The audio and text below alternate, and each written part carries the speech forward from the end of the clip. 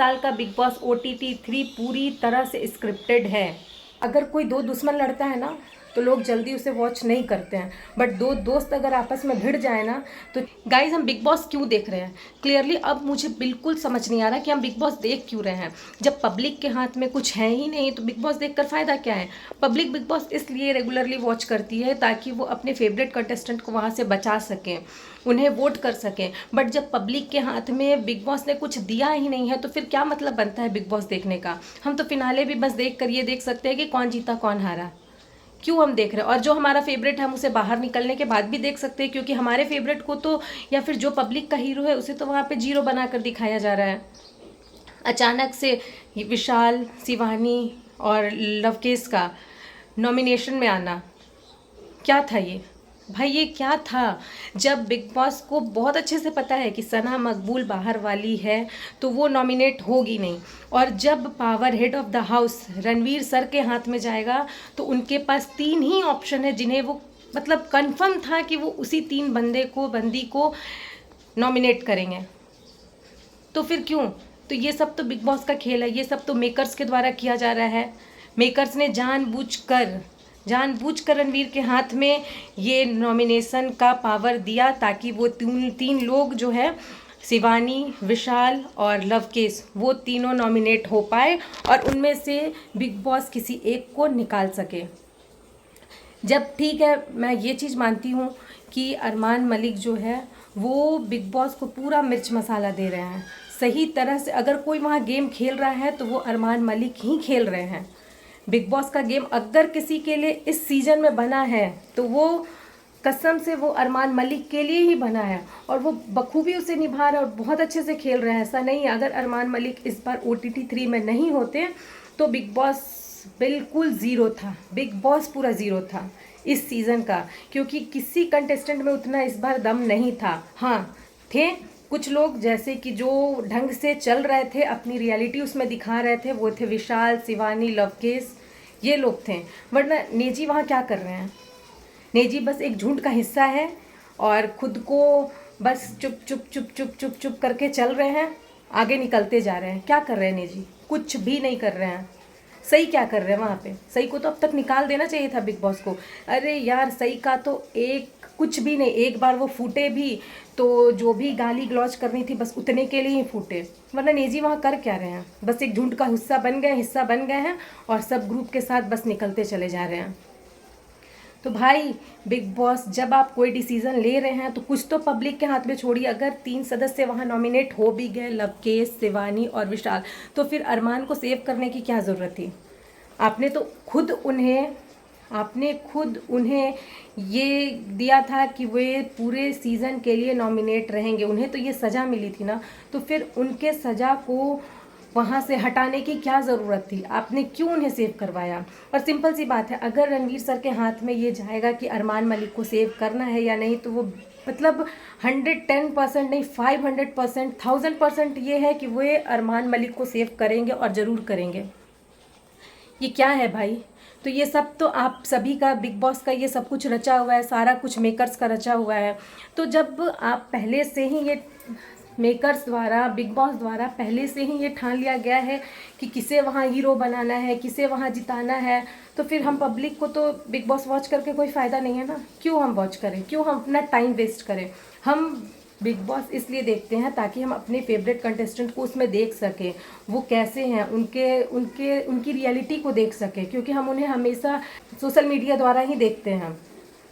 तो हमें जब बिग बॉस में कुछ वैसा दिखाया ही नहीं जा रहा। बिग बॉस में बस अगर कोई पब्लिक का हीरो है तो उसे ज़ीरो बनाते बनाते उसे विलन के रूप में दिखाया जाता है। तो वो सब तो फेक है ना, वो तो बिग बॉस फिर फेक कर रहे हैं।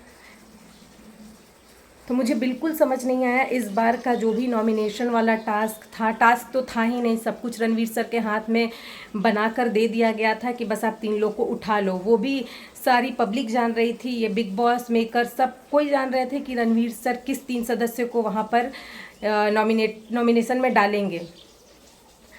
भाई मुझे इस बिग बॉस OTT 3 के लिए मतलब कुछ भी समझ नहीं आ रहा कि ये कर क्या रहे हैं और हम क्यों देख रहे हैं। तो हम भी अपनी आदत से मजबूर है कि हमें भी देखना होता है यही सब, हमें भी यही सब देखना होता है।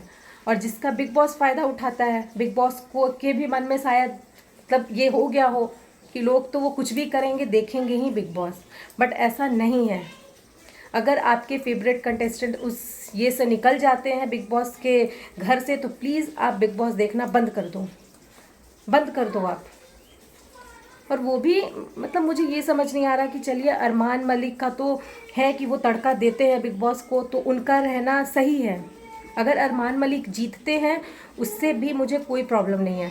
रणवीर सर जीतते हैं, रणवीर सर है बहुत अच्छे इंसान है और उन्हें मैंने हर किसी को हम सब ने देखा है कि वे सही राह दिखाते हैं, सही तरीके से समझाते हैं। लेकिन कोई भी हो, रणवीर सर हो या उनकी जगह हम आप भी रहेंगे, तो हमें अगर मौका मिलेगा तो हम अपने दोस्तों को बचाएंगे और अपने दुश्मनों को नॉमिनेशन में डालेंगे। तो उन्होंने भी वही किया, तो उनका भी करना जायज़ था, बट उनके हाथ में पावर देने वाला तो बिग बॉस था ना, उनके थ्रू करवाया ये सब कुछ बिग बॉस ने है।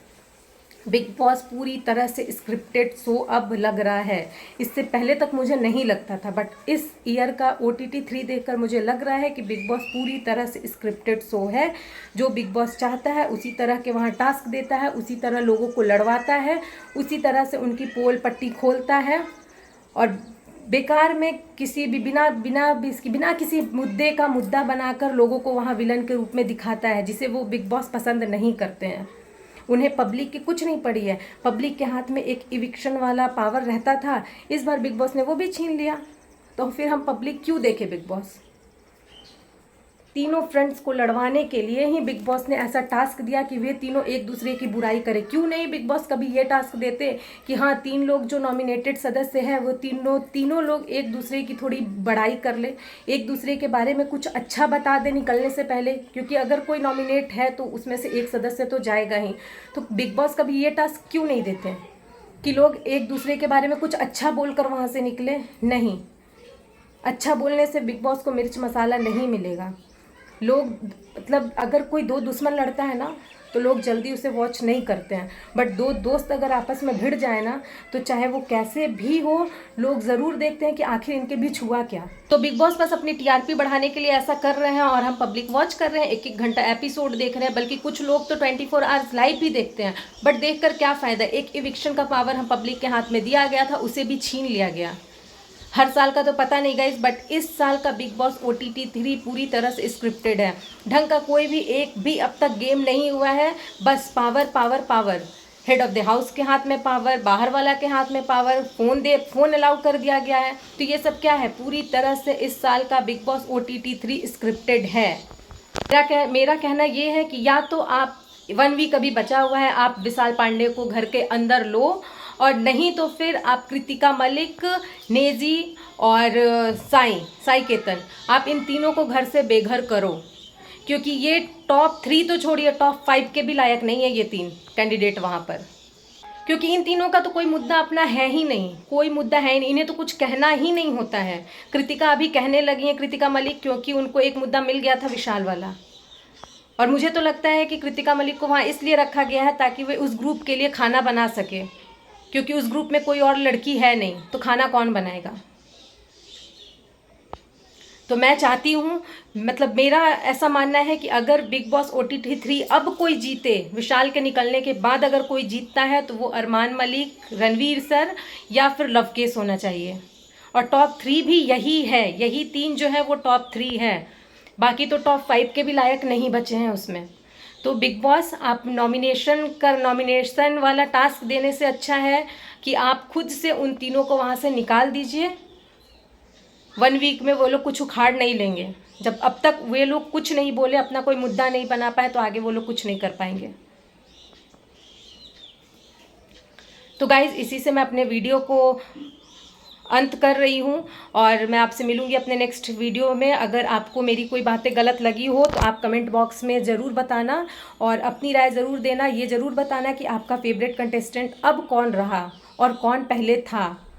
जो भी हो, अपनी राय आप सभी कमेंट बॉक्स में ज़रूर दें। तो मैं मिलूँगी आपसे अपने नेक्स्ट वीडियो के साथ। तब तक के लिए आप सभी को बाय बाय, टेक केयर, जय माता दी, राधे राधे।